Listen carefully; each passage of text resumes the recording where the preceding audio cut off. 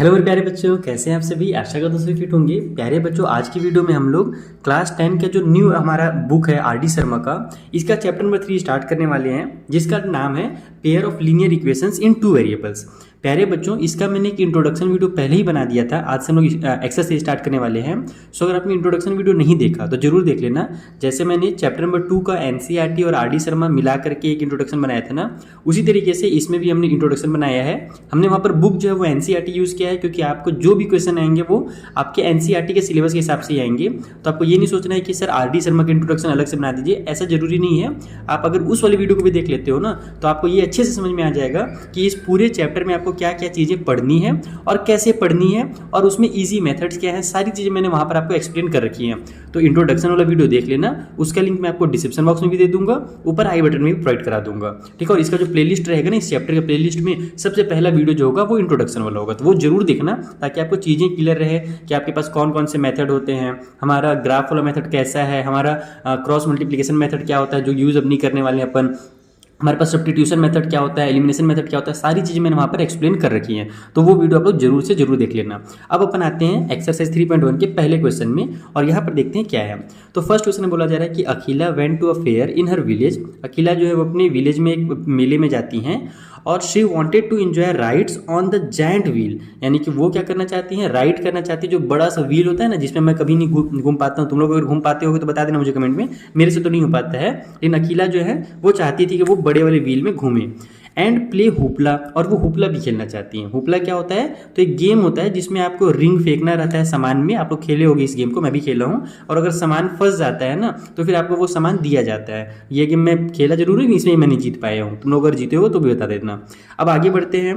The number of times she play hoopla is half the number of rides she had on the giant wheel, यानी कि जितना ride उन्होंने किया, यानी जितने चक्कर उन्होंने लगाए थे जायंट व्हील में, और जितने बार उसने गोले को फेंका या फिर हुपला में जो रिंग फेंका उन्होंने, तो जो हुपला था ना वो आधे टाइम था। मान लो जैसे कि अगर 10 राउंड उन्होंने चक्कर मारा था उसमें क्या बोलते हैं जायंट व्हील में, तो 5 टाइम उन्होंने हुपला खेला था। इस तरीके से यहाँ पर बोला जा रहा है कि जो नंबर ऑफ हुपला है वो जायंट व्हील के चक्कर के आधा है। ओके। अब बोला जा रहा है कि ईच राइड कॉस्ट ₹3, यानी कि एक बार राइड लेने के लिए उसको 3 रुपये देना पड़ता है, एंड प्ले करने के लिए हुपला खेलने के लिए 4 रुपये देना पड़ता है एक बार के लिए, ठीक है। If she spend 20 in the fair, यानी कि वो टोटल 20 रुपये खर्च करती है वहाँ पर, तो represent this situation algebraically and graphically, यानी कि आपको इस सिचुएशन को अब अल्जेब्रा के फॉर्म में भी शो करना है और ग्राफिकली शो करना है। तो यहाँ पर एक्चुअल में आपको इक्वेशन बनाना है, और इक्वेशन बना करके ग्राफ बनाना रहता है। और सबसे मुश्किल मुझे लगता है बच्चों के लिए यही है, क्योंकि मैंने अपने क्लास में बच्चों से डिस्कस किया तो उन्होंने बताया कि सर ग्राफ वाला थोड़ा सा मुश्किल लगता है, बाकी जो आगे के एक्सरसाइजेस है ना वो बहुत आसान लगते हैं, जहाँ पर substitution method, elimination method use करना रहता है। ग्राफ वाला मुश्किल ये रहता है कि बार बार अपने को ग्राफ बनाना पड़ता है, कट पीट करना पड़ता है, उसमें टाइम ज़्यादा लग जाता है, टाइम कंज्यूमिंग होते हैं। चलिए हम लोग कोशिश करेंगे इस वीडियो बनाने का, ताकि आपका टाइम ज़्यादा वेस्ट ना हो। तो देखो, सबसे पहले क्या करना है, आपको इस तरीके से मान लेना है कि जो वो जायंट व्हील में जो वो घूमी है ना, वो कितनी बार घूमी है, तो x टाइम घूमी है। और जो नंबर ऑफ हुपला है, यानी कि जो रिंग फेंकी थी, जो हुपला वाला गेम खेली थी, वो उन्होंने y टाइम्स खेला था। अब आ जाओ अकॉर्डिंग टू क्वेश्चन में, कि हमसे क्वेश्चन में क्या क्या चीज़ें बोली गई हैं। और हाँ, इसके जो नोट्स हैं आपको फ्री में अवेलेबल हो जाएंगे हमारे टेलीग्राम चैनल पर, तो वो भी ज्वाइन कर लेना, लिंक आपको डिस्क्रिप्शन बॉक्स में मैंने दे दिया है। तो हमारा जो पहला सिचुएशन है, फर्स्ट सिचुएशन में हमसे क्या बोला गया था भैया, फर्स्ट सिचुएशन में ये बोला गया था कि जो क्या बोलते हैं नंबर ऑफ हुपला है, यानी कि ये जो y है ये क्या है, नंबर ऑफ जायंट व्हील का, यानी जितने बार भी वो घूमी थी उस व्हील में, राइडिंग की थी, उसका आधा है। यानी कि जो y की वैल्यू है वो x की हाफ है, यानी कि x का मल्टीप्लाई हाफ से जब हम लोग कर देंगे, या x को जब हम लोग हाफ कर देंगे, डिवाइड कर देंगे 2 से, तो हमारा y का वैल्यू निकल करके आएगा। ये हमें पहला कंडीशन बोला गया था। तो यहाँ से ये इस तरीके से हो सकता है, y = 1/2x हम लोग ऐसे लिख सकते हैं। या फिर अगर मैं 2 को इधर ले आऊँ, तो ये 2 जो है यहाँ पर आकर के y से मल्टीप्लाई हो जाएगा, क्योंकि यहाँ पर ये क्या में डिवाइड में है, तो ये बन जाएगा मेरा 2y = x। मैं एकदम बेसिक सिखा रहा हूँ, देखो जो बच्चा एकदम बुद्धू भी है ना वो भी समझ में आ जाएगा कि कैसे हम लोग इक्वेशन बनाते हैं। अलजेब्रा की जो हम लोग बोला है ना वहाँ पर कि उसको अलजेब्रा के फॉर्म में रिप्रेजेंट कीजिए, तो इस तरीके से किया जाता है। और उसके बाद फिर ये हो जाएगा 2y, x को इधर ले आओगे तो माइनस का x इक्वल टू साइड में 0। तो ये आपका पहला इक्वेशन बन जाएगा। इस तरीके से आपको फर्स्ट इक्वेशन बनाना है, इक्वेशन नंबर 1 नाम दे करके। Is that clear? पहले सिचुएशन से बना। अब हमसे सेकंड वाला सिचुएशन क्या बोला गया था, सेकंड सिचुएशन में ये बोला गया था कि उसको टोटल 20 रुपये लगे हैं। मैं क्वेश्चन नंबर फिर से पढ़ता हूँ थोड़ा सा, कि उन्होंने राइड के लिए 3 रुपये दिया। देखो राइट वो कितने बार की है, एक्स टाइम की है, और हर बार के लिए 3 रुपये लग रहा था। जैसे एक बार की तो 3 रुपये, फिर दूसरे बार लगेगा फिर 3 रुपये, फिर तीसरे बार की तो फिर 3 रुपये देना पड़ेगा। तो यहाँ पर टोटल वो एक्स टाइम अगर राइट की है तो हम लोग एक्स का 3 से मल्टीप्लाई कर देते हैं। मान लो 5 बार राइट की होगी तो 3 × 5 = 15 हो जाएगा। तो यहाँ पर हम लोग लिखेंगे 3 × x, यानी कि 3x जब हम निकाल, इसका मतलब क्या हुआ कि हमारा जो कॉस्ट है राइट करने का वो 3x है। ओके, 3 रुपये पर चार्ज लग रहा है एक बार का, और x जो है वो जितना बार भी वो घुमा होगा उससे मल्टीप्लाई हो जाएगा। और साथ में साथ हम लोग प्लस कर देंगे उसका वो रिंग खेलने वाला जो हुपला गेम था ना उसको, उसमें उसको 4 रुपये लग रहा था एक बार हुपला खेलने के लिए, और टोटल वो y बार खेली है। तो यहाँ पर हो जाएगा 4 × y। तो 3x + 4y मिला दो, दोनों के कॉस्ट को मिला करके हमसे बताया गया है कि उसने 20 रुपये जो वो खर्च किए। तो ये हमारा क्या बन गया, दूसरा इक्वेशन बन गया। तो इस तरीके से आपको अलजेब्रिकली इसको रिप्रेजेंट करना था। ये पहला आपका जो क्वेश्चन था ना वो कंप्लीट होता है यहाँ पर। अब यहाँ से शुरू होता है नया गेम कि आपको बोला गया है कि इसको ग्राफ में रिप्रेजेंट कीजिए। तो उसके लिए तो ग्राफ में रिप्रेजेंट करने के लिए हम जानते हैं ग्राफ में क्या होते हैं, कोऑर्डिनेट्स होते हैं। क्लास 9 में हमने पढ़ रखा है, पॉइंट्स होते हैं, पॉइंट्स हमको फाइंड करना रहता है, एक्स कोऑर्डिनेट, वाई कोऑर्डिनेट, इस तरीके से फाइंड करते हैं ना। तो वही चीज़ यहाँ पर करना पड़ेगा। तो उसको फाइंड कैसे किया जाए, उसका ईजी तरीका क्या है मैं वो समझाता हूँ। सबसे पहले क्या करोगे, फर्स्ट वाले के लिए यहाँ पर लिखोगे नाउ। अब हम लोग नए स्टेप कर रहे हैं ना, अब अपन ग्राफ में आ गए, ये काम हो गया, आधा काम हो गया है। नाउ करके लिखते हैं अपन कि हमारे पास जो 2y - x = 0 है, यहाँ से हम लोग x और y के कम से कम 2 या फिर ज़्यादा से ज़्यादा 3 वैल्यूज़ निकालेंगे। तो 2 निकाल दो, उसमें ही मेरा काम हो जाएगा, और बोर्ड्स में ज़्यादा निकालना भी नहीं रहता है, टाइम वेस्ट होता है नहीं तो यहाँ पर मैं x लिखूँगा, यहाँ पर y लिखूँगा। ये जो x और y है मैं यहाँ से निकालूंगा, कैसे निकलेगा वो देखो। तो सबसे पहले मैं क्या करता हूँ, x उधर ले जाता हूँ, तो ये हो जाएगा आपका 2y = x, ऐसे हो गया। अब मैं अगर x का कुछ भी वैल्यू रखूँगा तो मेरा y का एक वैल्यू निकल करके आएगा, फिर y का अगर मैं कुछ भी वैल्यू रखूँगा तो x का वैल्यू निकल करके आएगा। तो मैं y का वैल्यू पुट कर देता हूँ, डायरेक्ट मेरा आंसर आ जाएगा। इसको ऐसे लिखते हैं कि लेट y = 0। आप अपने मर्जी से कुछ भी ले सकते हो, जैसे मैंने 0 लिया है, आप अपनी मर्जी से 100 भी ले सकते हो, लेकिन उतना बड़ा नंबर मत लेना, नहीं तो ग्राफ में रिप्रेजेंट करने में दिक्कत होगा।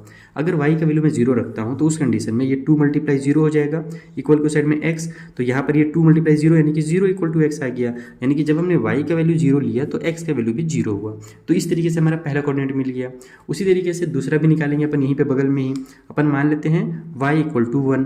तो अगर मैं y = 1 लेता हूँ तो यहाँ पर ये हो जाएगा 2 × 1, इक्वल को साइड में x रहेगा। ये समझ में आ रहा है कहाँ से आ रहा है ना, देखो ये यहाँ से आ रहा है, 2 को मैंने 2 उतार दिया, ये y था तो y के बदले में ×1 लिखा और इक्वल को साइड में x आ गया। तो ये 2 × 2 = x हो जाएगा, यानी कि जब मैंने y का वैल्यू 1 लिया तो x का वैल्यू जो है वो 2 निकल करके आ रहा है। तो ये हमारे पहले कोऑर्डिनेट्स निकल गए हैं जो हम लोग ग्राफ में रिप्रेजेंट करेंगे इस वाली इक्वेशन के लिए। अब हमारा जो सेकेंड वाली इक्वेशन है यहाँ पर अगेन करके लिख दो, अब दोबारा अपन वही काम करने वाले हैं बस दूसरे इक्वेशन के लिए। दूसरा इक्वेशन क्या है, थोड़ा सा बड़ा है, 3x + 4y इक्वल को साइड में 20। अब इस थोड़ा सा सॉल्व कर लो ताकि आपका आंसर आ जाए। तो 4y को उधर ट्रांसफर कर देता हूँ मैं, तो ये हो जाएगा आपका 3x = 20 - 4y, ठीक है। और फिर x की वैल्यू चाहिए तो 3 को भी ट्रांसफर करना पड़ेगा, तो x = हो जाएगा 20 - 4y / 3।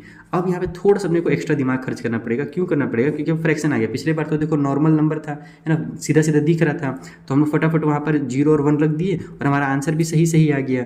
लेकिन आपको क्या करना है, एग्जाम में ध्यान किस चीज़ का देना है कि आपका आंसर फ्रैक्शन के फॉर्म में मत आए। जैसे कि अगर यहाँ पर मैं कुछ ऐसा वैल्यू रख दूँ जिससे एक्स वैल्यू अगर फ्रैक्शन आ जाएगा ना तो उसको ग्राफ में रिप्रेजेंट करने में बहुत दिक्कत होता है। तो हमको होल नंबर में 0, 1, 2, 3, 4 इस तरीके से, या फिर इंटीजर माइनस में भी आ जाए तो कोई दिक्कत नहीं है, लेकिन हमारा सीधा सीधा एकदम नंबर आना चाहिए, ठीक है, कंप्लीट नंबर आना चाहिए, हमारा फ्रैक्शन नहीं आना चाहिए, ठीक है। अब कैसे करें, अगर मैं y का वैल्यू यहाँ पे मान लो 0 रखता हूँ, दिमाग में अपन ये काम कर रहे हैं, लेट करके, चलो यहीं पे मैं बगल में लिख देता हूँ लेट, ठीक है, y = अभी मैं रखूँगा नहीं, यहाँ पे लिखूंगा नहीं तो गड़बड़ हो जाएगा। दिमाग में कर लेते हैं, अगर मैं 0 रखूँगा तो ये तो 0 हो जाएगा, फिर 20/3 आ जाएगा, और 20/3 कट नहीं होता है, यानी कि यहाँ पर 0 रखने से मेरा काम नहीं हो रहा है, ये फ्रैक्शन आ जा रहा है। अगर मैं y = 1 रखता हूँ तो 4 × 4 हो जाएगा, 20 में से 4 माइनस होगा तो मेरे पास कितना आ जाएगा, 16 आ जाएगा। 16 को 3 से डिवाइड दूंगा तो कटेगा क्या, नहीं, 16 में 3 से हमारा नहीं कटेगा, तो ये भी अपन नहीं ले सकते हैं। और क्या कर सकते हैं अपन, उसके अलावा दिमाग लगाओ, अगर मैं यहाँ पे 2 लेता हूँ तो 4 × 2 = 8 हो जाएगा, फिर 20 में से 8 माइनस होगा तो 12 आएगा, और 12 हमारा 3 से कट हो जाता है। तो यस, हम लोग यहाँ पे 2 ले सकते हैं। तो y = 2 लिखोगे तो यहाँ से x = हो जाएगा आपका 20 माइनस में 4 × 2 डिवाइड बाई में 3, तो ये आ जाएगा आपका 20 - 12, सॉरी 12 बोल रहा हूँ 8, 20 माइनस में 8 डिवाइड बाई 3, तो x = निकल करके आ गया 12/3 = 4, यानी कि जब हमने y का वैल्यू 2 लिया तो x का वैल्यू 4 निकल करके आ रहा है। उसी तरीके से एक बार और करते हैं, एक और निकालते हैं दिमाग में ही पहले। अब 3 लेते हैं तो 4 3 12 हो जाएगा, 20 में से 12 माइनस होगा तो 8 आएगा, तब तो वो कटेगा है नहीं। अगर मैं यहाँ पर 4 लेता हूँ तो 4 4 जो हमारा 16 हो जाएगा, 20 में से 16 माइनस होगा तो हमारे पास कितना आ जाएगा, 16 माइनस होने के बाद 4 आ जाएगा, और 4 को 3 से डिवाइड देंगे तो भी नहीं होगा, तो हम लोग फ्रैक्शन तो नहीं लेंगे, हम लोग और आगे बढ़ेंगे। अगर मैं यहाँ पर 5 लेता हूँ तो 4 5 20 हो जाएगा, और फिर हमारे पास 20 माइनस 20 इक्वल टू 0 आएगा, और 0 डिवाइड बाई 3 इक्वल टू 0 हो जाएगा। तो ये काम किया जा सकता है, 0 ले सकते हैं, 0 आ जाए माइनस में आ जाए कोई दिक्कत नहीं, फ्रैक्शन नहीं आना चाहिए। तो हमने नहीं क्या कहते हैं यहाँ पर 5 लिया था ना, तो लेट y इक्वल टू 5। अगर मैं y का वैल्यू 5 लिया तो x का वैल्यू हो जाएगा आपका 20 माइनस में 4 मल्टीप्लाई 5 डिवाइड बाई में 3, तो ये बन गया आपका यहाँ से 20 माइनस में 20 divide by 3 equal to 0 by में 3 और इक्वल टू 0 आ गया। तो y का वैल्यू 5 लेने पर x का वैल्यू 0 आ रहा है। तो ये हमने दो कोऑर्डिनेट्स निकाल लिए, पहले वाले इक्वेशन के लिए और ये दूसरे वाले के लिए। अब इसको ग्राफ में रिप्रेजेंट करते हैं। तो देखो सबसे पहले क्या करो, ग्राफ पेपर में हमारा एक्स एक्सिस और जो वाई एक्सिस है वो बना करके कुछ नंबर प्लॉट कर दो। 8 तक हमने कर दिया, उतना जरूरत तो था नहीं लेकिन फिर भी कर दिया क्योंकि हमारे पास छोटे नंबर है तो उतना जरूरत नहीं पड़ेगा। सबसे पहले हम इसको बनाएंगे, एक्स के लिए 0 और वाई के लिए 0 दोनों है। तो एक्स के लिए 0 और वाई के लिए 0 कहाँ पर रहेगा, इस वाले पॉइंट पे रहेगा। यहाँ पर हमारा ओरिजिन पॉइंट बोलते हैं, ये एक्स के लिए भी 0 रहता है और वाई के लिए भी 0 रहता है। ठीक है, यहाँ पर हम लोग लिख भी देंगे कि ये भाई हमारा 0 0 है, ये वाला पॉइंट। ओके, उसके बाद फिर हमारा एक्स के लिए 2 है और वाई के लिए 1 है। तो x के लिए 2 देखो हमारे पास ये पॉइंट x के लिए 2 कहलाता है और y के लिए 1 ये वाला है। तो 2 और यहाँ पर ये जो पॉइंट होगा इधर से 1 की सीधाई में और यहाँ से 2 की सीधाई में है, तो ये पॉइंट हमारा 2 और 1 कहलाएगा। ठीक है, अब क्या करना है, तो अब यहाँ पर एक लाइन बनाना है, इन दोनों पॉइंट्स को मिला दो और कोशिश करो कि एक सीधी सी हमारी लाइन बन जाए। ठीक है, देखते हैं कहाँ पर सीधा जाता है ये, एकदम अच्छे से आ रहा है भैया। यहाँ पर बीचों बीच में रखूँगा और ये हमारा कुछ इस तरीके से जा रहा है। ठीक है, ये इस तरीके से, ये भाई हिलना नहीं, हिल जाता है ना थोड़ा सा गड़बड़ हो जाता है, कोई बात नहीं। तो ये हमने एक लाइन बनाया, ये जो लाइन है किस चीज़ को रिप्रेजेंट कर रहा है पता है, ये लीनियर इक्वेशन को रिप्रेजेंट कर रहा है। कौन वाले, 2y माइनस एक्स को। तो यहाँ पर अपन इसको लिख भी देंगे कि भैया, या फिर मत लिखो, साइड में ऐसे लाइन बना करके साइड में लिख दो, 2x कितना था 2y था, sorry 2y minus X equal to 0। ये जो लाइन है वो इस चीज़ को रिप्रेजेंट कर रहा है, इस इक्वेशन को रिप्रेजेंट कर रहा है। अब दूसरा वाला कितना था, तो दूसरे वाला कोऑर्डिनेट देखो 4 और 2 था, x के लिए 4 और y के लिए 2। तो x के लिए 4 यहाँ पर है और y के लिए 2 कहाँ पर है भैया, तो y के लिए 2 यहाँ पर है। ये जो पॉइंट है ये हमारा है x के लिए 4 और y के लिए 2। और दूसरा पॉइंट कौन सा था, तो x के लिए 0 और y के लिए 5। तो x के लिए 0 तो यहीं पर रहेगा और y के लिए 5 हम लोग ऊपर चले जाएंगे, ये पॉइंट हो गया। ये जो है हमारा, ये है x के लिए 0 और y के लिए 5। और इन दोनों को मिला करके फिर एक लाइन बना दो। ठीक, तो ये पॉइंट्स हमने लिए और इनको मिला करके देखो मैं ऐसे लाइन बना रहा हूँ। ठीक है, इस तरीके से। अब ये जो लाइन बना है ये दूसरे वाले को ये रिप्रेजेंट कर रहा था, यानी कि 3x plus 4y equal to 20 को रिप्रेजेंट कर रहा था। यहाँ पे कहीं पे लिख भी देना कि ये भैया 3x plus 4y equal to 20 को रिप्रेजेंट कर रहा है। अब सॉल्यूशन क्या है, तो जिस भी पॉइंट पर ये दोनों आपस में इंटरसेक्ट हुए हैं ना, यही पॉइंट क्या करता है, कहलाता है, इसका सॉल्यूशन कहलाता है। यानी कि ये जो पॉइंट है ये क्या है, ये हमारे पास कितना है देखो, तो x के लिए ये 4 आ रहा है और y के लिए 2 आ रहा है, यानी कि 4 और 2 जो है ना वही क्या है, सॉल्यूशन है। जब कभी भी दो लाइन्स आपस में एक दूसरे को इंटरसेक्ट करें लीनियर इक्वेशन के, तो जहाँ पर जिस पॉइंट पर इंटरसेक्ट करते हैं वही उसका सॉल्यूशन होता है। तो ये जो 4 और ये 2 है, इसका मतलब क्या हुआ कि पहला वाला हम लोग क्या जानते हैं, x का वैल्यू होता है और दूसरा वाला y का वैल्यू होता है। यानी कि हम लोग लास्ट में लिखेंगे यहाँ पर फाइनल आंसर। ठीक है, मैं यहाँ पर साइड में लिख देता हूँ छोटा सा फाइनली करके, हैंस करके लिखते हैं जैसे मैथ्स में लिखा जाता है। फाइनली मैं आपको समझाने के लिए लिख रहा था। हमारा जो x है वो क्या है, वो हमारा 4 है। ठीक है, और x क्या चीज़ था, तो वो था number of ride of giant wheel. ठीक है, तो यहाँ पर आप लोग, मैं ब्रैकेट में लिख रहा हूँ, आप लोग डिटेल में स्टेटमेंट बना करके लिख लेना, मैं बस तुम लोग को समझाने के लिए दे रहा हूँ कि x का वैल्यू जो 4 आया उसका मतलब क्या हुआ। तो हमने 4 किसको माना था, सॉरी x हमने किसको माना था, तो नंबर ऑफ राइड और इन जायंट व्हील को माना था। ठीक है, तो यहाँ पर मैं लिख देता हूँ शॉर्टकट में, नंबर ऑफ राइड और इन या फिर ऑन जायंट व्हील। ठीक है, जायंट व्हील समझ में आ गया। ये मतलब कि वो 4 बार जो है वो चक्कर मारी थी जायंट व्हील में, और y की जो वैल्यू वो 2 निकल कर के आ रही है। इसका मतलब क्या हुआ कि उसने जो हुपला खेला था वो 2 बार खेला था। ठीक है, यानी कि ये जो है y क्या था, तो नंबर ऑफ प्लेइंग हुपला था, प्लेइंग हुपला। तुम अच्छे से साफ सुथरा लिखना, मैं यहाँ पर इसलिए लिख रहा हूँ ताकि एक ही पेज में पूरा आ जाए, और मैं जब नोट्स प्रोवाइड कराऊँ तो बच्चों को अच्छे से मिल जाए। बार बार अलग अलग पेज में दूंगा तो फिर कंफ्यूज हो जाएंगे बच्चे।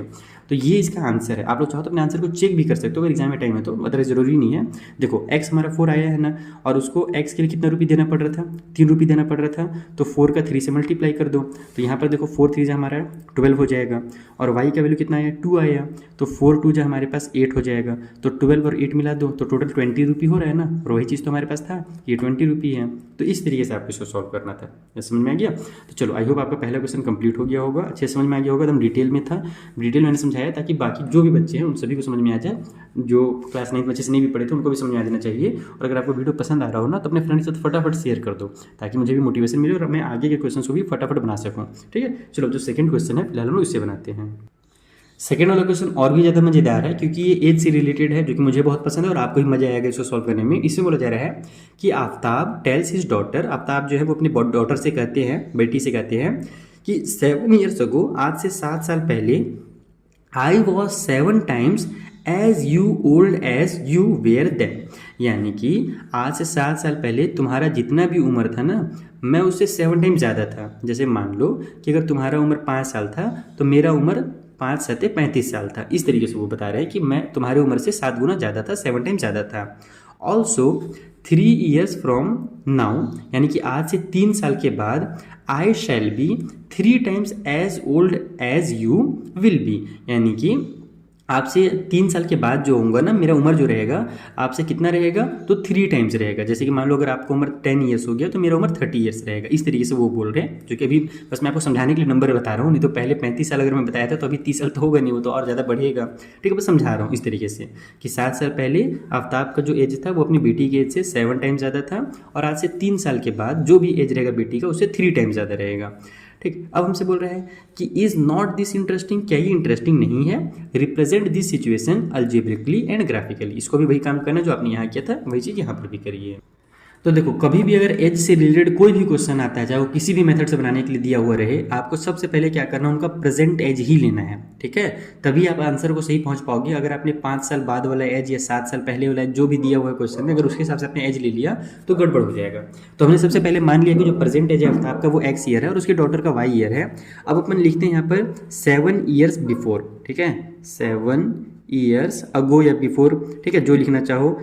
मैं अगो लिख देता हूँ यहाँ पर कि 7 साल पहले जो है हमारे पास आफ्ताब का जो एज था वो कितना हो जाएगा। तो यहाँ पर जो उनका एज अभी एक्स ईयर है, तो 7 साल पहले कितना होगा। जैसे मान लो अभी आपका उम्र लेट मान लेते हैं कि 17 साल होगा, तो आज से 7 साल पहले आपका उम्र कितना रहेगा। तो आज से 7 साल पहले आपका उम्र 10 साल होगा। 17 में से 7 को माइनस कर दो। उस तरीके से आफ्ताब का अगर उम्र अभी एक्स ईयर है तो यहाँ पर मैं शॉर्टकट में लिखूंगा आफ्ताब का जो एज होगा वो कितना हो जाएगा, x - 7 हो जाएगा। और उसी तरीके से उनकी जो डॉटर है उनका एज कितना हो जाएगा। तो अभी अगर उनका एज जो है y ईयर्स हमने लिया है तो 7 साल पहले y - 7 हो जाएगा। 7 प्लस माइनस कर देना है।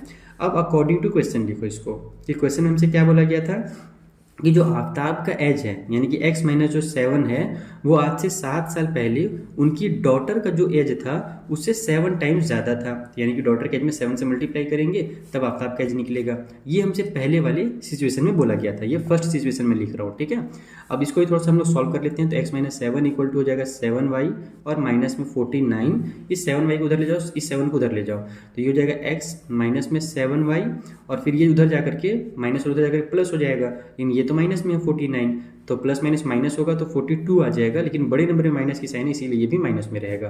तो ये हमारा पहला जो है इक्वेशन बनेगा, पहला अलजेब्रिक जो फॉर्म था वो हमारा यहाँ पर रिप्रेजेंट होगा। ठीक है, अब आ जाते हैं हम लोग दूसरा सिचुएशन जो दिया था वो 3 साल बाद का दिया था। तो यहाँ पर लिखेंगे अपन आफ्टर 3 years, 3 साल बाद जो होगा उनका एज क्या क्या हो जाएगा। तो देखो आफ्ताब का एज जो भी अभी है, एक्स ईयर अभी है, तो 3 साल बाद उसमें 3 प्लस कर दो और कुछ नहीं करना है। जैसे तुम्हारा अगर अभी 15 साल है या 17 साल है तो 3 साल बाद हम लोग क्या करेंगे, +3 कर देंगे और थोड़ी कुछ होगा। उसी तरीके से उसकी जो डॉटर है उनका एज जो होगा वो कितना हो जाएगा। तो अभी हमारे पास y ईयर है तो 3 साल बाद y + 3 हो जाएगा। इतना समझ में आ गया।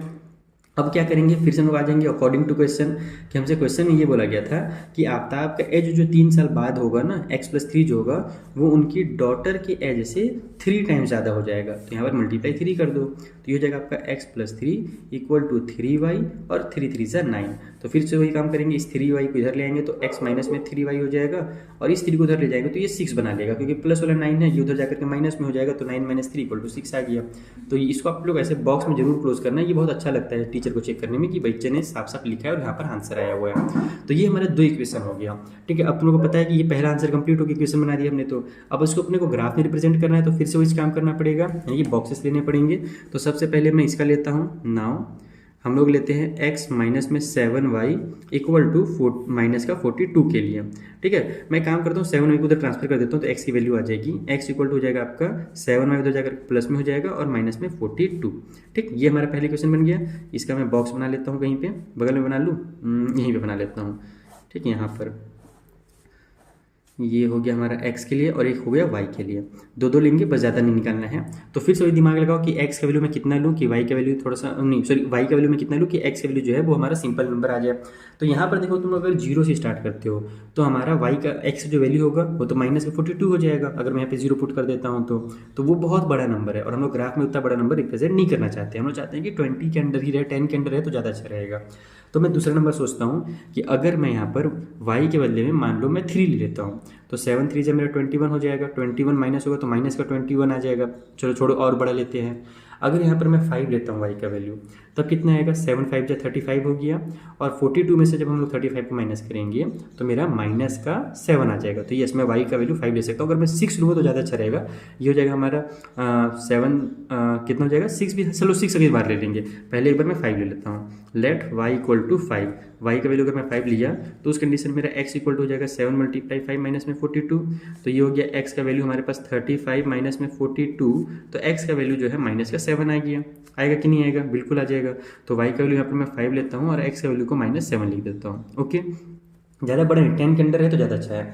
उसी तरीके से अब मैं एक बार और करता हूँ, y का वैल्यू को मैं अगर मैं 6 लेता हूँ तो उस कंडीशन में फिर से लेट करके कि अगर मैं y का वैल्यू 6 ले लिया तो उस कंडीशन में x का वैल्यू कितना हो जाएगा, 7 मल्टीप्लाई 6 माइनस में 42, तो ये हो जाएगा आपका 42 माइनस में 42 इक्वल टू 0। x का वैल्यू जो है 0 आ जाएगा। तो y का वैल्यू हमने 6 लिया तो x का वैल्यू जो है 0 आ गया। तो ये हमारा पहला इक्वेशन बन गया।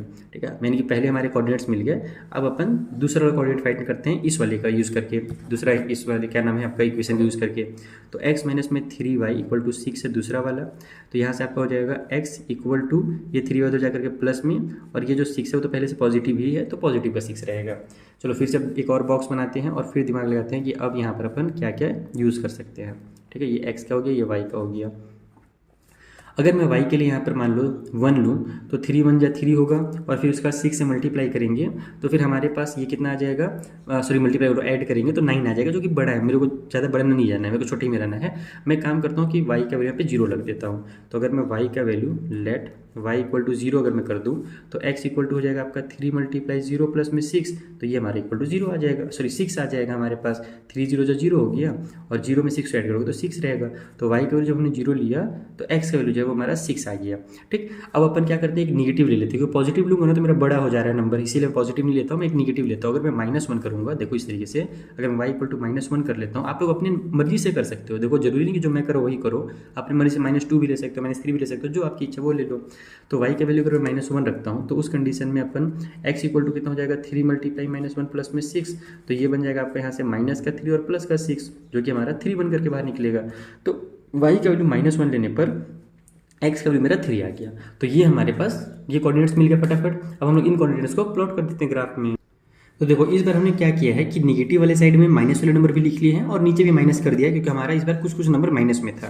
सबसे पहले अपन आते हैं पहले वाले लाइन के लिए, जो कि -7 और 5 है, यानी कि x का वैल्यू जो है वो -7 है और y का वैल्यू पॉजिटिव वाला 5 है। तो हम y के लिए ऊपर जाएंगे, x के लिए लेफ्ट में है यहाँ पर -7 में, और y के लिए ऊपर जाते जाओ 5 के पास। देखो ये रहा हमारा 5 के सिराई में, तो ये जो पॉइंट है ये x के लिए -7 और y के लिए पॉजिटिव वाला 5 कहलाएगा। दूसरा पॉइंट 0 और 6 है, यानी कि x के लिए हमारा 0 है और y के लिए हमारा पॉजिटिव वाला 6 है। तो 0 यहाँ पर रहेगा और पॉजिटिव 6 जो है ऊपर चला जाएगा, ये वाला पॉइंट। तो ये जो पॉइंट है ये मेरा कहलाएगा 0 और पॉजिटिव वाला 6। दोनों पॉइंट्स को मिला करके लाइन बना देते हैं हम लोग। तो ये हो जाएगा आपका लाइन कुछ इस तरीके से। ठीक है, ये ऐसे हो गई लाइन। ओके, अब यहाँ पर हम लिख भी देंगे कि ये कौन सी इक्वेशन के लिए था। तो ये हमारे पहले वाले इक्वेशन के लिए था, जहाँ पर x माइनस में 7y इक्वल टू -42 था ना, ये उस वाली इक्वेशन का लाइन आपने बना दिया इस तरीके से। ओके, दोनों साइड एरो बना दिया, क्योंकि जो लाइन रहता है वो इन्फिनाइट रहता है, आपको पता है, क्लास 9 हमने सिखाया था ये आपको। अब हमारे पास दूसरा वाला इक्वेशन के कोऑर्डिनेट्स क्या है, 6 और 0 है। x के लिए हमारा 6 है और y के लिए 0 है। तो x के लिए हमारा 6 यहाँ पर होगा, y यहाँ पर होगा, और y के लिए 0 भी यहीं पर हो जाएगा, क्योंकि हम जानते हैं y के लिए अगर कोई नंबर रहता है पॉजिटिव वाला तो ऊपर जाते हैं, नेगेटिव नेगेटिव नंबर रहता तो नीचे आते, लेकिन यहाँ पर तो 0 है, तो 0 के लिए वहीं पर रुक जाना है। तो ये पॉइंट जो हमारा 6 और 0 कहलाएगा। ओके, दूसरा जो पॉइंट है x के लिए 3 और y के लिए -1 है, तो x के लिए 3 तो ये रहा हमारे पास पॉजिटिव वाला, और y के लिए -1 नीचे आना पड़ेगा, तो ये -1 ये रहा y का, तो ये जो पॉइंट है ये हमारा 3 और -1 कहलाएगा। अब इन दोनों लाइन्स को भी आपस में मिला दो आप लोग, तो ये कुछ इस तरीके से मिलेगा। अभी आपको लग रहा होगा कि सर आपने कुछ गड़बड़ कर दिया है, क्योंकि हमारा लाइन एक दूसरे को इंटरसेक्ट नहीं कर रहा है। ये मैं आपको समझाऊंगा, रुक जाओ, मैं लाइन बनाने दो पहले।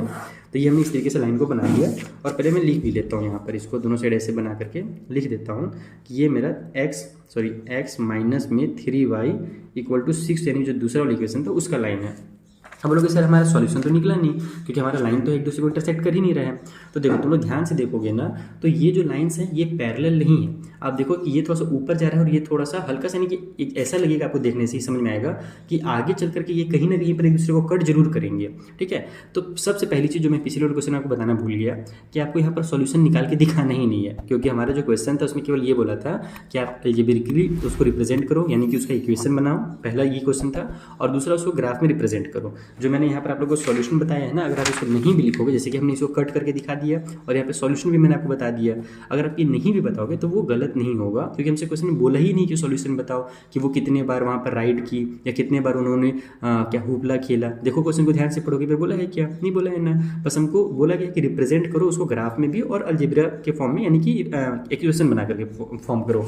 तो आप ये भी नहीं करोगे, ये नहीं भी लिखोगे तो भी चलेगा, और ये भी नहीं लिखोगे तो भी चलेगा। ये बस मैंने गलती से आपको बता दिया, कह सकते हो, या फिर अच्छा काम किया, क्योंकि वहाँ पर आपको मैं समझा सकता था ना, तो यहाँ पर मैंने समझा दिया। लेकिन आप नहीं लिखोगे तो कोई दिक्कत नहीं एग्जाम में। उसी तरीके से यहाँ पर भी आपका आंसर जरूर आएगा, लेकिन इसमें नहीं आएगा। इसमें मतलब कि जब हम लोग इसको और ज़्यादा आगे बढ़ाएंगे ना, ग्राफ को और ज़्यादा आगे बढ़ाएंगे, फिर नंबर्स को हम लोग मान लो 10, 20, 30 इस तरीके से हम लोग लिखेंगे, तब जा करके वो आपस में एक दूसरे को कट करेगा कहीं ना कहीं पे। कहने का मतलब ये है कि कट तो होगा, आंसर तो निकल करके आएगा, लेकिन इस छोटे जब नंबर हम लोग लेंगे 8 तक लेंगे तो नहीं आएगा। क्योंकि तुम ही लोग सोचो ना कि फादर का एज जो है वो कभी भी 8 ईयर्स हो सकता है, क्या पॉसिबल है क्या? क्योंकि हमने फादर का जो क्या माना, एक्स माना है ना। तो जब आपको आंसर बता देता हूँ मैं कि आंसर कितना निकल करके आएगा, इससे जब आप लोग अगर एग्जैक्ट आंसर निकालना चाहोगे ना, जिसका जरूरत तो नहीं है, फिर भी अगर निकालना चाहोगे तो आंसर आपका 42 और 12 निकल करके आएगा। 42 और 12 में आगे चल करके एक दूसरे को कट करेंगे, यानी फादर का जो होगा 42 निकलेगा, एक्स का वैल्यू 42 निकलेगा और वाई का वैल्यू 12 निकलेगा। तो तुम ही लोग बताओ कि क्या मैं एक्स में यहाँ पर 42 बना सकता हूँ? क्या पॉसिबल है? क्या नहीं है पॉसिबल। तो एग्जाम में ऐसे क्वेश्चन आएंगे भी नहीं, चिंता मत करनी, ये मत सोचना कि सर एग्जाम में अगर आगे तब क्या करेंगे। एग्जाम में कभी भी क्वेश्चन अगर आएगा भी ना, तो ऐसा क्वेश्चन कभी नहीं आएगा कि आप इसको ग्राफ में पापा का एज बताओ, नॉट पॉसिबल, वो पॉसिबल ही नहीं। अगर पॉसिबल बना सकते हो तुम चाहो तो, बहुत मेहनत लगेगा, फिर उतना मुश्किल काम नहीं देता कभी बोर्ड। जैसे क्या करना पड़ेगा यहाँ पर, मान लो 4 फिर 8 फिर 12 है ना, इस तरीके से 42 तक पॉसिबल है ऐसे बनाना। या फिर मान लो 4 से भी 42 नहीं बन रहा तो 5, 10 है ना, 15 इस तरीके से 42 बनाएंगे, फिर हम लोग बारीकी से ढूंढेंगे, तो बहुत मुश्किल रहता है वो काम। तो वो काम नहीं दिया जाएगा आपको, आपको केवल इतना ही दिया जाएगा कि ग्राफ में रिप्रेजेंट कर दो, 2 लाइन आपने बना दिया, ग्राफ में रिप्रेजेंट हो गया और आपने इक्वेशन बना दिया। तो यहाँ पर आपका ये क्वेश्चन नंबर जो 2 है वो कंप्लीट होता है। आई होप आपको क्वेश्चन नंबर 2 भी समझ में आ गया होगा, इसके भी नोट्स आपको मिल जाएंगे। अब चलते हैं अपन क्वेश्चन नंबर 3 के पास, देखते हैं वहाँ पर क्या दिया हुआ है। और देखो मैं बहुत मेहनत कर रहा हूँ, बहुत एफर्ट लगाने की कोशिश कर रहा हूँ, तो प्लीज़ आपसे रिक्वेस्ट है कि अपने फ्रेंड्स के साथ वीडियो को जरूर शेयर करना, उसमें कंजूसी मत करना, लाइक वगैरह जरूर कर देना, और अगर कुछ भी आप लोगों को दिक्कत हो रहा हो तो कमेंट करके मुझे जरूर बताना। बच्चों वो माइक्रोफोन में थोड़ा सा दिक्कत था, इसलिए साउंड आपको थोड़ा सा चेंज लगेगा। अब मैंने दिक्कत को सुधार दिया है। क्वेश्चन नंबर 1, 2 में थोड़ा सा साउंड आपको लो लगेगा और आपको क्लियर साउंड आएगा, चिंता नहीं करो।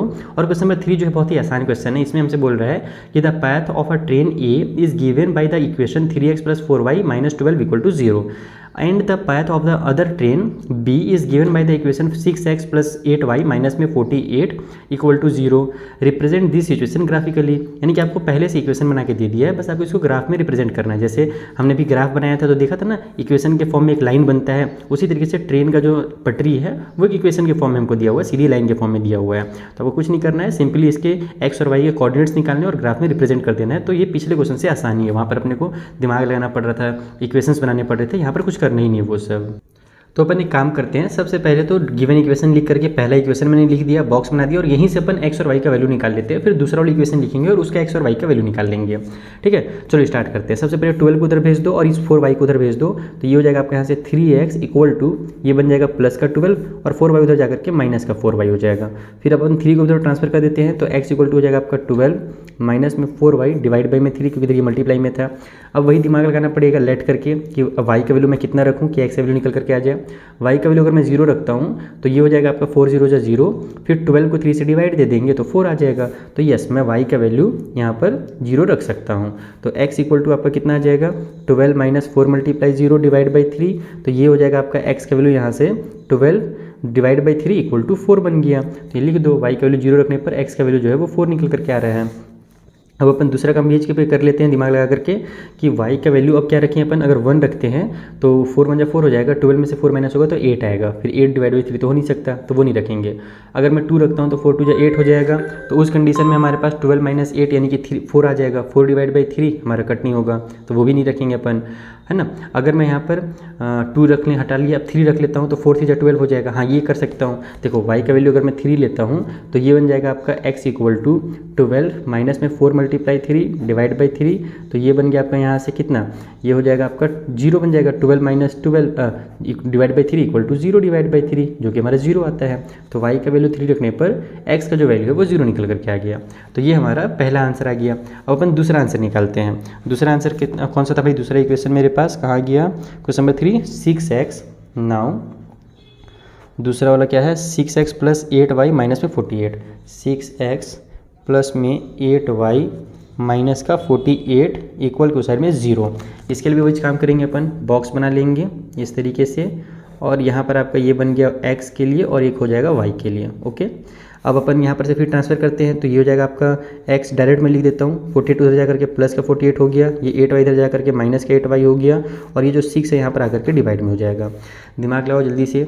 अगर मैं यहाँ पर देखो छोटा वैल्यू तो मैं रखूँगा नहीं, छोटा वैल्यू रखूँगा तो फिर क्योंकि ये हमारा मान लो अगर 1 2 रखता हूँ, 1 मान लो रखता हूँ, या फिर 2 भी रखता हूँ तो 8 2 16 होगा, ये फिर रख सकते हैं यार, डिवाइड में तो 6 है ना। मान लो चलो मैं 0 से स्टार्ट करता हूँ ना, अगर मैं 0 रखता हूँ तो 8 0 0 हो जाएगा, 48 डिवाइड बाई 6 आ गया, 48 को अपन 6 डिवाइड देंगे तो 8 आ जाएगा। तो यस, ये तो कर सकता हूँ मैं, ठीक है, 0 ही से कर लेते हैं। फिर अगर 1 से करूँ तो 40 डिवाइड बाई 6 हो जाएगा, तो फिर नहीं मजा आएगा। अगर मैं 2 करता हूँ तो बनेगा क्या, चलो मैं 0 से वैल्यू स्टार्ट करता हूँ। अब 0 से काम बन जा रहा है तो मैं काहे दिमाग लगा रहा हूँ फालतू में, टाइम वेस्ट हो रहा है। लेट y इक्वल टू 0, तो x इक्वल टू कितना हो जाएगा आपका 48 माइनस में 8 मल्टीप्लाई 0 डिवाइड बाई 6।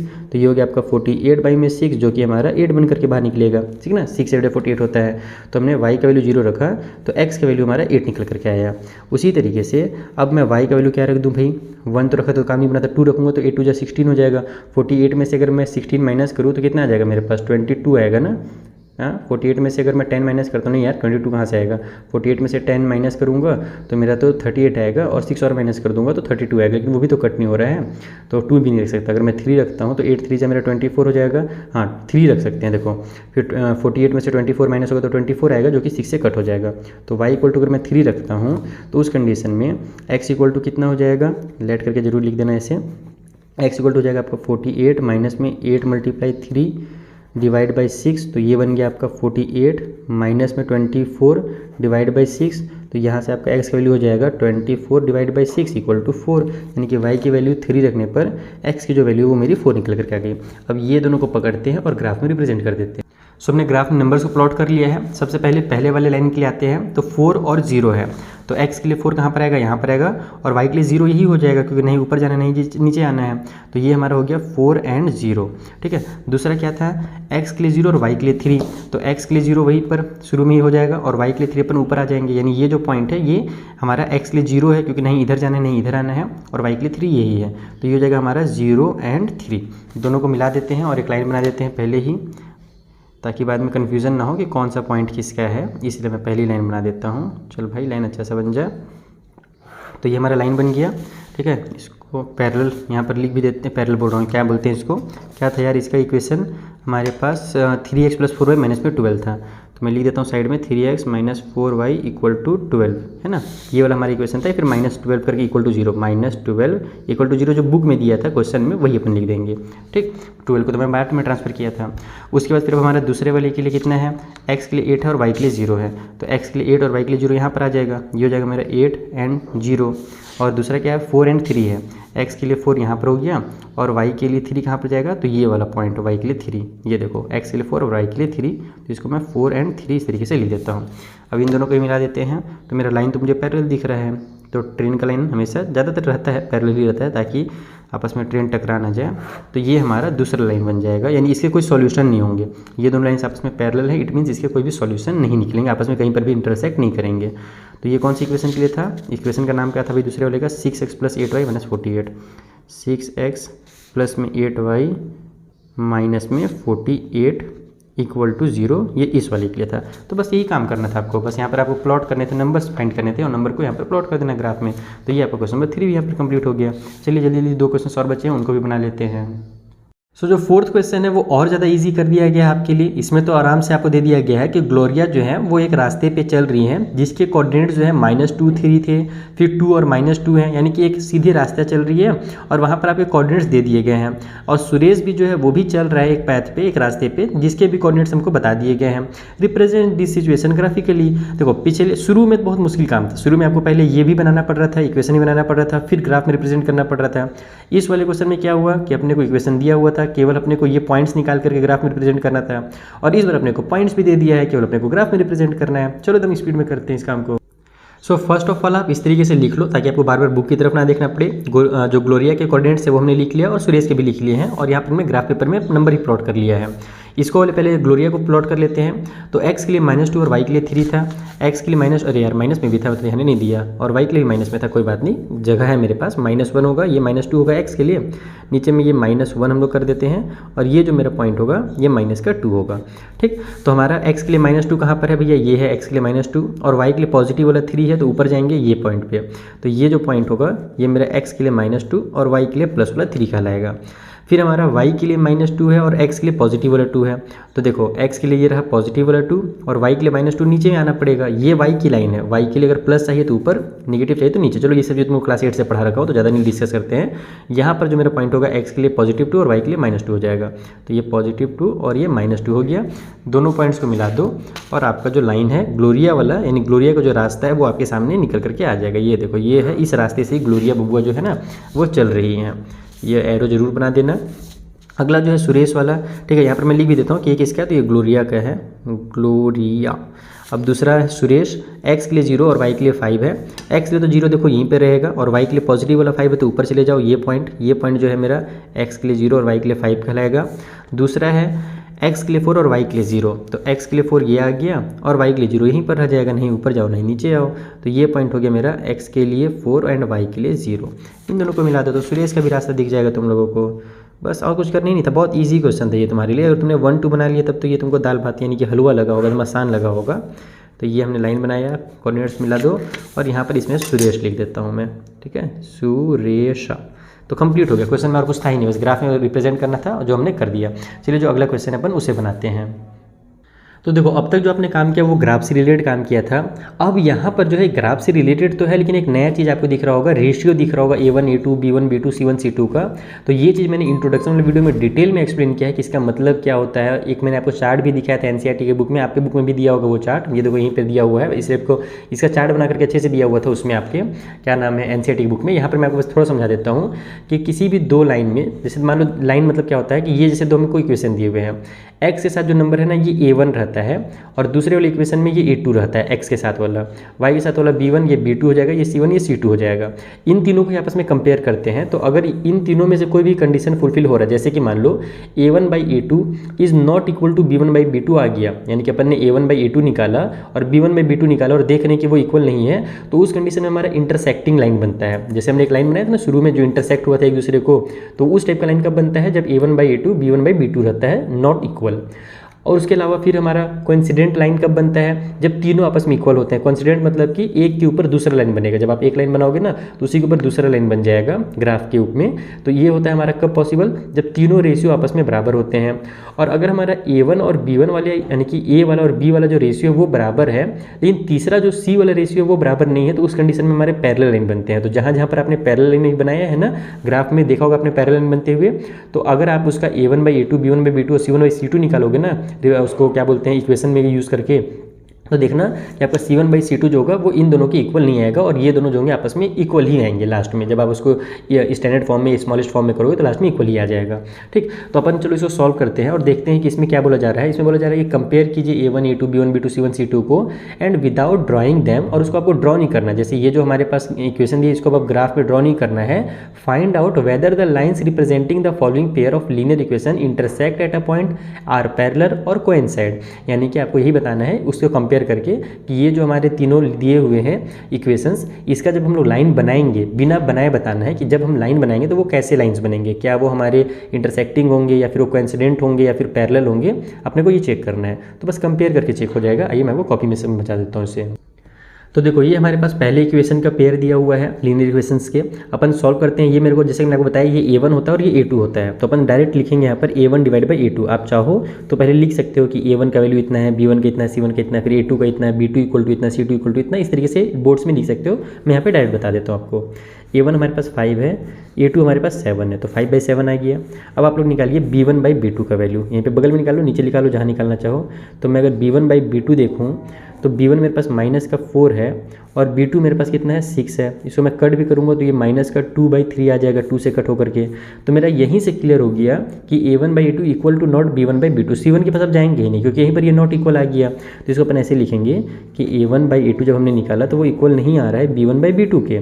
इसका मतलब क्या हुआ कि जब हमारा लाइन बनेगा ना तो वो कैसा लाइन बनेगा, वो इंटरसेक्टिंग लाइन बनेगा। इस तरीके से इंटरसेक्टिंग लाइन होता है, जैसे कि मैंने आपको क्वेश्चन नंबर 1 में दिखाया था। सो लाइन्स will be intersecting। आप चाहो तो इसका, अगर आपके पास टाइम है, आराम से बैठे हुए प्रैक्टिकल करना चाहते हो, अपने नॉलेज को एकदम अच्छा करना चाहते हो, तो बैठे बैठे आप इसका ग्राफ भी बना करके देख लो। आप ग्राफ बनाओगे ना तो कन्फर्म आपको ऐसी ही लाइन मिलेगा, एकदम 100% मेरी गारंटी है। ठीक है, अब चलो दूसरा वाला बनाते हैं। ये रहा सेकेंड पार्ट। यहाँ पर देखो हमारे पास A1 कितना है, तो A1 हमारे पास इस बार 9 है। वे लिख लेता हूँ मैं A1/A2, तो ये हो जाएगा 9/18 और इसको कट करेंगे तो 9 1 जा 9 और 9 2 जा 18 आता है, तो 1/2 आ गया। दूसरा बनाते हैं, तो यहाँ पर हमारे पास 3/6 है B1/B2 का, तो B1/B2 equal to 3 divide by 6 हो जाएगा, तो ये भी मेरा 1/2 आ जाएगा। तो चलो 2 तो इक्वल आ गए। अब तीसरा वाला भी चेक कर लेते हैं कि मेरा जो C1/C2 है वो इक्वल आ रहा है कि नहीं आ रहा। अगर इक्वल आ जाएगा तो कोइंसिडेंट हो जाएगा और इक्वल नहीं आएगा तो पैरेलल हो जाएगा। तो यहाँ पर C1 हमारे पास है 12 और C2 हमारे पास देखो ये वाला नंबर 24 है। इसको भी कट करेंगे तो 12 1 जा 12 और 12 2 जा 24 आ गया। यानी कि हमने क्या देखा, वी हैव, या फिर हेयर जो करके लिखना चाहो आप लिख सकते हो कि A1/A2 जो था वो इक्वल आ रहा है B1/B2 के और फिर वो भी इक्वल आ रहा है C1/C2 के।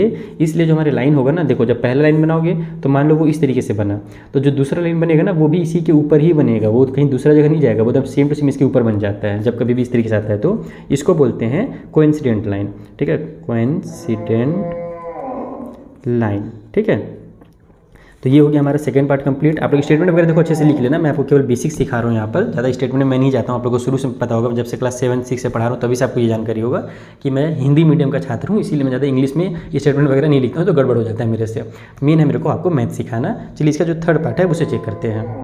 ये काम करते हैं, थर्ड वाले को मैं आपको होमवर्क दे देता हूँ। मेन तो आपको समझ में आ ही गया, और थर्ड वाले को मुझे आंसर भी दिख रहा है कि ये पैरेलल निकल कर क्या रहा है। इसका मतलब ये होगा कि आपका A1/A2 और B1/B2 दोनों तो बराबर आएंगे, लेकिन जो C1/C2 होगा वो फिर इन दोनों के बराबर नहीं आएगा। इट मीन्स हमारा जो लाइन होगा वो पैरेलल होगा, जैसे कि मैंने आपको यहीं पर समझाया था कि A1/A2 B1/B2 इक्वल हो, लेकिन C1/C2 इक्वल ना हो तो पैरेलल होता है। तो ये तीसरा वाला मैं आपको होमवर्क देता हूँ। चलिए जो अगला क्वेश्चन है ना अपन उसको समझते हैं। ठीक है, ये वाला क्वेश्चन तुम्हारा होमवर्क है, आप लोग इसको जरूर में कॉपी में बनाना और बताना कि बना कि नहीं बना। अगर बन जाएगा तो भी बताना कमेंट करके, नहीं बनेगा तो भी बताना, ताकि फिर मैं आपके लिए अलग से वीडियो बनाकर इसको समझा दूँ। अगर नहीं बनेगा तो वैसे तो बन जाना चाहिए। 6 वाले में क्या है, given the linear equation 2x + 3y - 8 = 0, right another linear equation in 2 variables such that the geometrical representation of the pair so form is intersecting line, parallel, coincident line. यानी कि आपको यहाँ पर एक लीनियर इक्वेशन दे दिया गया है, एक दूसरा लीनियर इक्वेशन आप ऐसा लिखिए जहाँ पर पहला जब देखोगे उसको कंपेयर करोगे तो आपका इंटरसेक्टिंग बनना चाहिए। फिर एक लीनियर इक्वेशन लिखिए और वो ऐसा होना चाहिए कि इसके साथ वो पैरेलल लाइन बनाए, और फिर एक ऐसा लीनियर इक्वेशन लिखिए जो इसके साथ क्या हो, कोइंसिडेंट लाइन बनाए। तो अभी देख के तो बहुत मुश्किल लग रहा होगा, लेकिन बहुत आसान काम है। आइए मैं आपको समझाता हूँ कैसे करते हैं। तो देखो सबसे पहले अच्छा बाहर में गाय आवाज़ कर रहा है ना, उसको तो इग्नोर कर देना। मैया गाय जो है वो थोड़ा सा आवाज़ करती है, गर्मी के दिन उनको बहुत प्यास लगता है गाय लोग को, कितना पानी दे दो वो आवाज़ जरूर करेंगे, तो उसको ध्यान नहीं देना है आपको। यहाँ पर आ जाना है, और वैसे भी मेरे घर की गाय नहीं है, वो पड़ोस की गाय है। यहाँ पर देखो 2x + 3y - 8 = 0 है। हमको क्या करना है, पहले वाले क्वेश्चन बोला था कि हमको एक ऐसा लीनियर इक्वेशन लिखना है जो कि इंटरसेक्टिंग हो इस वाले के लिए। हमने क्या सीखा कि इंटरसेक्टिंग कब होता है, इंटरसेक्टिंग कब होता है जब हमारे पास a1/a2 जो हो वो इक्वल ना हो b1/b2 के। ये बस आपको रफली मैं समझा रहा हूँ ना, इसको यहाँ पे नहीं लिखेंगे, मैं जो लिखना है वो समझाऊंगा। तो जब हम लोग इसको इस तरीके से लिखना है दूसरा इक्वेशन जिसका a1/a2 और इक्वल ना होना चाहिए b1/b2 के, तो आप क्या करोगे, देखो सबसे पहले एकदम आसान है, यहीं से देख के तुम्हारा आंसर निकल जाएगा। सो इक्वेशन आर हमारे पास हो सकता है, जैसे कि यहाँ पर 2 है ना, मान लो मैं x लिख देता हूँ, ठीक है, 1x लिख देता हूँ, और ये अगर मैं कंपेयर करूँ तो ये मेरा 2 होगा और यहाँ पर 1 होगा, तो मेरा 2/1 आ गया। इसको दिमाग नहीं करते रहना है तुमको, या फिर साइड में रफ पेज में करना है। 2/1 आ गया। अब अपने को कुछ ऐसा लिखना है कि 3/, में कुछ ऐसा है जैसे 2/1 का वैल्यू कितना होता है हमारे पास, 2/1 यानी कि 2 ही होता है। अब यहाँ पर मैं y के साथ कुछ ऐसा नंबर लिखूंगा जिसमें इसके बराबर नहीं आना चाहिए, बस यही ध्यान रखना है कि इसके बराबर नहीं आना चाहिए, तो ये इंटरसेक्टिंग हो जाएगा। तो मैं यहाँ पर कर देता हूँ 2y। आप लोग कुछ भी लिख सकते हो, जरूरी कि जो मैं लिख रहा हूँ वही लिखो, तुम लोग इसमें करोड़ों आंसर लिख सकते हो अपने मर्जी से। मैं बस एक समझा रहा हूँ आपको कि मैंने 1x किया + 2y किया। अब c का तो अपने को जरूरत है ही नहीं, लेकिन फिर भी मैं चलो c के बदले में प्लस में 7 लिख देता हूँ। 7 मुझे बहुत पसंद है नंबर, इसीलिए +7 कर दिया, इक्वल टू साइड में 0 कर दिया। अब तुम जब इसको कंपेयर करोगे हेयर, अब इसको तुम ऐसे लिखोगे, यहाँ पर दिखा भी दोगे टीचर को कि यहाँ पर हमारे पास a1/a2 जो हमने किया है वो कितना हो रहा है, तो ये मेरा 2/1 हो रहा है, ठीक है, ये हमारा फ्रैक्शन बना। और जब हम लोग b1/b2 कर रहे हैं तो b1 हमारे पास 3 था पहले वाले में, और b2 हमने यहाँ पे 2 लिख दिया, तो 3/2 लिखा।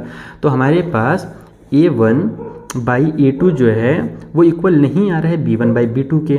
इसका मतलब क्या हुआ कि सो लाइन्स विल बी, जो लाइन्स होंगे वो कैसे होंगे, वो हमारे इंटरसेक्टिंग होंगे, खत्म बात। बस ये ध्यान रखना कि इंटरसेक्टिंग कब होता है, बस ये चीज़ आपको याद करना पड़ेगा, जो 3 सिचुएशन दिए होते हैं वो याद करना पड़ेगा, बस खत्म हो गया क्वेश्चन। देखा आपने, इसमें भी तुम लोग कई सब बना सकते हो, जरूरी कि जो मैं बनाऊँ वही बनाओ। तुम अपनी मर्जी से मान लो यहाँ पर 4x लिख दो, यहाँ पर तुम लोग जब 4x लिखोगे तो 2 में 4 आ जाएगा, तो उसको कट करोगे तो 1/2 आएगा। y के बदले में तुम यहाँ पर 1y कर दो तो ये आपका 3/1 हो जाएगा। तो 1/2 और 3/1 तो अलग अलग होते हैं, इक्वल नहीं होंगे, बस इक्वल नहीं करना है, बाकी तुम अपनी मर्जी से जो नंबर लिखना चाहो वो लिख दो, ठीक है। तो ये पहला पार्ट हो गया। अब इसमें सेकंड पार्ट में क्या बोला वो देखते हैं। अब देखो सेकंड, एक सेकंड कैमरा हिल गया, सॉरी। हमको सेकंड में बोल रहा है कि पैरेलल लाइंस बनाने हैं। पैरेलल लाइंस के लिए हम लोग को रूल क्या पता है, पैरेलल लाइंस का रूल पता है कि a1 और a2 जो हो वो इक्वल होना चाहिए b1 और b2 के लिए, लेकिन फिर लास्ट वाला जो c1 c2 है वो इक्वल नहीं होना चाहिए, बस यही करना है ना। ये तो और ज़्यादा आसान है, कुछ मत करो। So equation will be, equation क्या हो जाएगा हमारे पास, हम लोग इसको सेम टू सेम उतार देते हैं। आप लोग नहीं भी उतारोगे तो भी चलेगा। मान लो यहाँ पर हमने 2x किया तो फिर आप फिर दिमाग लगाना पड़ेगा, फ्रैक्शन लगाना पड़ेगा तुमको कि भाई मान लो जैसे कि आपने सेम टू सेम नहीं उतारा, आपने इसके बदले कर दिया 4x, तो अब यहाँ पे तुमको दिमाग लगाना पड़ेगा कि जब हमने इसको 2 के बाद 4x लिखा है तो मेरा 2/4 = 1/2 आ रहा है। तो यहाँ पर मैं 3 के साथ क्या लिखूँ, तो 3 के साथ मुझे 6 लिखना पड़ेगा ताकि वहाँ पर भी 1/2 है। तो मैं उतना दिमाग नहीं लगाऊंगा, एग्जाम देना है मेरे को, बोर्ड देना है, अपने दिमाग को मैं शांत रखूँगा। सिंपली मुझे c1 c2 को इक्वल नहीं करना है ना, मैं डायरेक्ट करूँगा इसको 2x प्लस में 3y और माइनस में कर दूंगा 10, खत्म खेल। -10 -4 कुछ भी, बस c1 c2 को अलग कर दूंगा और कुछ करना ही नहीं है। देखो तुम यहाँ पे कंपेयर करके देख लो, यहाँ पे जब तुम कंपेयर करोगे a1/a2 करोगे तो ये तो आपका 2/2 आ जाएगा, यानी कि 1/1 आ गया। जब तुम b1/b2 करोगे, b1/b2, तो वो आपका 3/3 आ जाएगा, जो कि ये भी हमारा 1/1 आ गया। तो a1/a2 = b1/b2 हो गया। लेकिन जब तुम c1/c2 करोगे तो वो आपका -8/10 आएगा, जो कि माइनस से माइनस कैंसिल, और ये हमारा 4/5 आ गया। तो यहाँ पर तुम लिख दो कि भैया हमने ऐसा इक्वेशन लिखा है, ये जो इक्वेशन है ये ऐसा इक्वेशन है जहाँ पर हमारा a1/a2 इक्वल हो रहा है b1/b2 के, लेकिन वो इक्वल नहीं हो रहे हैं c1/c2 के। तो बस यही हमारा आंसर होगा। सो लाइंस जो बनेंगे हमारे, लाइंस यानी इसका और इसका जो लाइन बनाएंगे हम लोग जब ग्राफ पेपर में, तो वो कैसा बनेगा, वो हमारा पैरेलल बनेगा, खत्म खेल। देखा कि मैं कितना आसान था। तो आप काम को आसान करो, तुम लोग और इसको मुश्किल बना के भी कर सकते हो, अलग अलग इक्वेशन बना कर भी कर सकते हो, जहाँ पर बस आपको a1 a2 और b1 b2 को बराबर लाना पड़ेगा, लेकिन ज़्यादा दिमाग लगाना पड़ेगा। तो क्यों हम दिमाग लगाएं, हम कम दिमाग वाले आदमी, आराम से बनाएंगे। हो गया हमारा सेकंड पार्ट कंप्लीट। चलो थर्ड पार्ट बनाते हैं। अब देखो थर्ड वाले में क्या करना है, कोइंसिडेंट बनाना है। और कोइंसिडेंट में हमको पता है कि तीनों को बराबर करना पड़ता है, a1/a2 b1/b2 c1/c2 को बराबर करना पड़ता है। तो अब यहाँ पर एक चीज़ ध्यान रखना कि पिछले वाले में तो तुमने सेम टू सेम उतार दिया था, लेकिन हमने जब लास्ट वाले को चेंज कर दिया, इसके बदले में यहाँ पर -8 था, यहाँ पर -10 कर दिया, तो ये पार्ट और ये पूरा का पूरा इक्वेशन अलग हो गए। ठीक है, या हमने भले इन दोनों को सेम उतारा, लेकिन लास्ट वाले को अलग करने से पूरा का पूरा इक्वेशन अलग हो गया। लेकिन यहाँ पर अगर हम लोग पूरा सेम टू सेम उतार दें ताकि हमारा A1 A2 B1 B2 C1 C2 बराबर हो जाए, तो फिर तो हमारा आंसर गलत हो जाएगा। क्यों गलत हो जाएगा? क्योंकि जो इक्वेशन दिया है वही इक्वेशन हम लोग आंसर में नहीं लिख सकते हैं। तो भैया दूसरा आंसर कौन सा लिखें, ये दिमाग लगाना है ना। कुछ मत करो, हमको A1 A2 B1 B2 C1 C2 बराबर करना है ना। आप क्या करो, सबका डबल कर दो, ये सबको ट्रिपल कर दो, जो तुम्हारी मर्जी। मैं डबल कर देता हूँ। जैसे देखो, मैं लिखता हूँ जो इक्वेशन है जो हम लोग को चाहिए, रिक्वायर्ड इक्वेशन, मैं लिख देता हूँ वो 4x होगा, प्लस में 6y होगा, और माइनस में 8 2 16 होता है, तो 16 होगा। बस खत्म हो गया आंसर। तुम यहाँ से कंपेयर करके देख लो, जब ये हमारा इक्वेशन भी एक अलग हो गया, जो इक्वेशन दिया था उससे थोड़ा हमने अलग इक्वेशन लिख दिया इसको। लेकिन जब तुम कंपेयर करोगे तो यहाँ A1 A2 बराबर आ जाएगा, 1/2 यहाँ पर आ जाएगा, B1 B2 बराबर हो जाएगा, C1 C2 भी 1/2 हो जाएगा, तीनों बराबर हो जाएंगे। तो इसको मैं आधा काम जो है तुमको होमवर्क दे के जा रहा हूँ। इतना तो मैंने समझा ही दिया कि आपको क्या करना है, बाकी आधा तुमको होमवर्क दे दिया मैंने। तुम लोग आराम से करते रहो बैठ करके, जिसे तुम लोग को लिखना, जिससे मैंने सिखाया ये सब करने के लिए, रेशियो निकालना, फिर अपने बगल में ये सब चीज़ों को लिखना, वो सब करते रहना। तो हमारे पास क्वेश्चन 6 भी कंप्लीट होता है। एक लास्ट क्वेश्चन बचा हुआ इस एक्सरसाइज में, चलो उसे बना लेते हैं। सो लास्ट क्वेश्चन में क्या बोल रहा है कि the cost of 2 kg of apples and 1 kg of grapes on a day was found to be 160 rupee. यानी कि एक आदमी मान लो मार्केट गया, उसने 2 kg एप्पल लिया और 1 kg ग्रेप लिया, तो उससे 100 बोल रहा हूँ यार, 160 रुपये या फिर 160 रुपये देना पड़ा। ठीक है, आफ्टर अ मंथ, एक महीने के बाद, the cost of 4 kg apples and 2 kg grapes is 300। यानी कि एक महीने के बाद जब वो दोबारा मार्केट जाता है और इस बार वो 4 kg एप्पल लेता है और 2 kg ग्रेप्स लेता है, तो 300 रुपये उसको पैसा देना पड़ता है। Represent the situation algebraically and geometrically. यहाँ पर भी ध्यान देना है कि हमसे आंसर नहीं पूछा है, ये नहीं पूछ रहा है कि 1 kg एप्पल का और 1 kg ग्रेप का बताइए जो रेट है वो कितना है प्रेजेंट में, ये सब कुछ नहीं पूछ रहा है। बस अपने को जैसे क्वेश्चन में 1 और 2 में था ना कि ग्राफिकली रिप्रेजेंट कर दीजिए और अल्जेब्रिकली रिप्रेजेंट कर दीजिए, है ना। ज्योमेट्रिकली एंड अल्जेब्रिकली वही चीज़ होता है। ज्योमेट्रिकली में भी आपको ही ग्राफ बनाना है और कुछ नहीं करना। चलिए इसको भी सॉल्व कर लेते हैं फटाफट। तो देखो, भले आंसर तो नहीं पूछा हमसे कि 1 kg का कितना कॉस्ट होगा, लेकिन हमको इस तरीके से जरूर लिखना पड़ेगा ताकि हमारा जो इक्वेशन है वो बन सके। हमने बता दिया कि 1 kg एप्पल जो x रुपये का है और 1 kg जो ग्रेप है वो y रुपये का है। अब आ जाओ सिचुएशन नंबर 1 में अकॉर्डिंग टू क्वेश्चन में। ठीक है, फर्स्ट जो सिचुएशन हमको दिया हुआ था उसमें क्या बोल रहा था कि जो बंदा है वो क्या कितना लेता है, 2 kg एप्पल लेता है।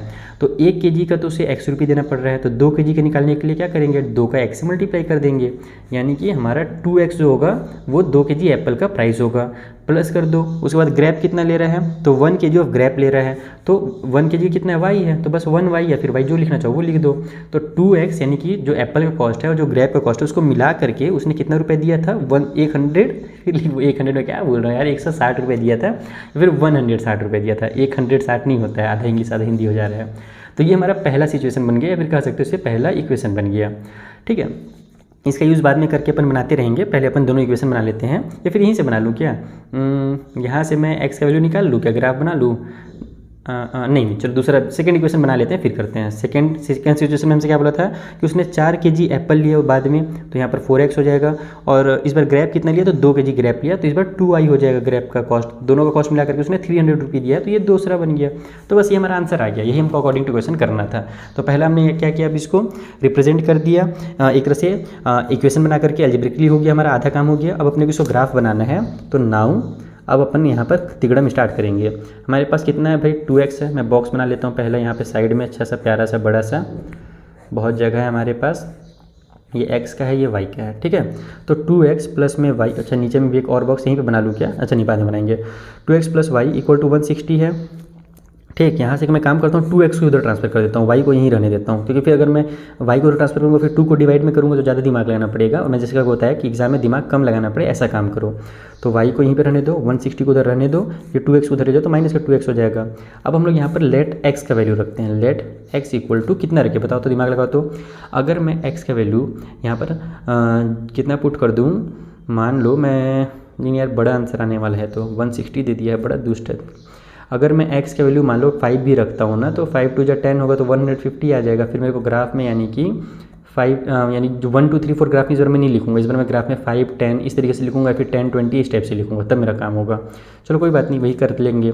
मैं x का वैल्यू मान लो 10 रख देता हूँ, तो ये हो जाएगा 20, फिर 140 आ जाएगा। 10 से ज़्यादा रखूँ क्या, ज़्यादा ही रख देता हूँ, जब बड़े ही आना है तो कोई दिक्कत नहीं है। x का वैल्यू मैं 50 रख देता हूँ, तो x का वैल्यू जब मैं 50 रखूँगा तो y का वैल्यू मेरा कितना हो जाएगा 160 माइनस में 2 मल्टीप्लाई 50, तो ये हो जाएगा y इक्वल टू 160 माइनस में 100, यानी कि ये निकल कर क्या गया, y का वैल्यू यहाँ से 60 निकल कर क्या गया, ठीक निकाला है ना, हाँ ठीक निकाला है।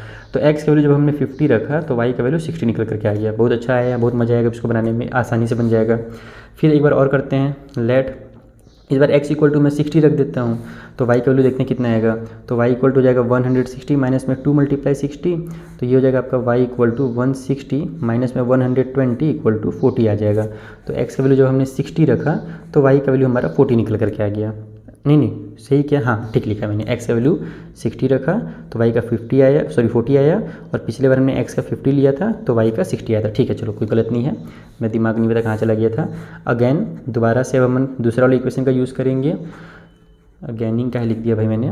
तो लास्ट क्वेश्चन है ना, बहुत वीडियो भी लेंदी होगी इसलिए थक गया हूँ थोड़ा सा। 4x प्लस में 2y इक्वल टू 300 है, ये वाला है, इसके लिए बॉक्स बना लेते हैं अपन यहीं पे बगल में ही।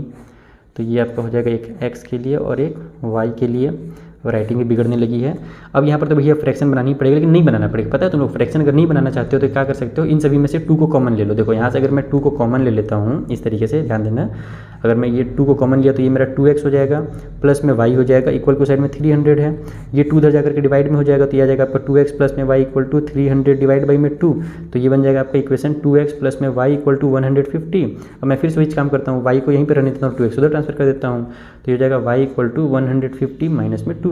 तो देखा हमारा फ्रैक्शन नहीं बनाना, अगर मैं डायरेक्ट ट्रांसफर करता तो फ्रैक्शन बनाना पड़ जाता है। तो जब भी ऐसा मौका मिले तो आप लोग इस मौके का फ़ायदा उठा करके कॉमन जरूर ले लेना, ठीक है। अब हम लोग यहाँ पर x का वैल्यू कितना रखें, x का वैल्यू वही काम करता हूँ मैं, मान लो 50 रखता हूँ तो 100 हो जाएगा, हाँ वही करते हैं, लेट x इक्वल टू 50, अगर मैं x वैल्यू 50 रखता हूँ तो y इक्वल टू हो जाएगा 150 माइनस 2 मल्टीप्लाई 50 यानी कि 100, तो y का वैल्यू जो 50 निकल करके आ जाएगा, 150 में से 100 माइनस होगा तो 50, तो x का वैल्यू जब हमने 50 रखा तो y का वैल्यू भी 50 आ गया इस वाले में। और उसी तरीके से अगर मैं x का वैल्यू जो है, अगर मैं इस बार 40 रख दूँ या 60 रख दूँ, कुछ भी रख सकते हो तुम्हारी मर्जी, पिछले बार मैं 60 लिया था ना, 60-40 आया था ना, चलो इस बार भी 60 ले लेता हूँ। x वैल्यू अगर मैं 60 रखता हूँ तो उस कंडीशन में y का वैल्यू हो जाएगा 150 माइनस में 2 मल्टीप्लाई 60, तो ये 120 बना देगा, तो 150 में से 120 माइनस होगा तो 30 आ जाएगा, तो डायरेक्ट में 30 लिख देता हूँ आंसर। x का वैल्यू हमने 60 लिया तो y का वैल्यू 30 आ गया। तो ये हमने बना दिया, इसके पॉइंट्स कोऑर्डिनेट्स फाइंड कर लिए। अब हम लोग इसको जल्दी से ग्राफ में रिप्रेजेंट करेंगे। तो जैसे कि मैंने आपको बताया था कि हम लोग यहाँ पर चूंकि बड़े नंबर है इसलिए 0, 1, 2, 3 नहीं लिखेंगे, हम लोग 5, 10, 15 इस तरीके से भी लिख सकते हैं, या फिर 10, 20, 30, यानी कि एक हमारा सीक्वेंस सही होना चाहिए, गैप जो है वो बराबर होना चाहिए, यानी कि किसी में पहले 5 लिखा, फिर अगले में 15 लिख दिया, फिर अगले में 20 कर दिया, ऐसे गड़बड़ होगा ना।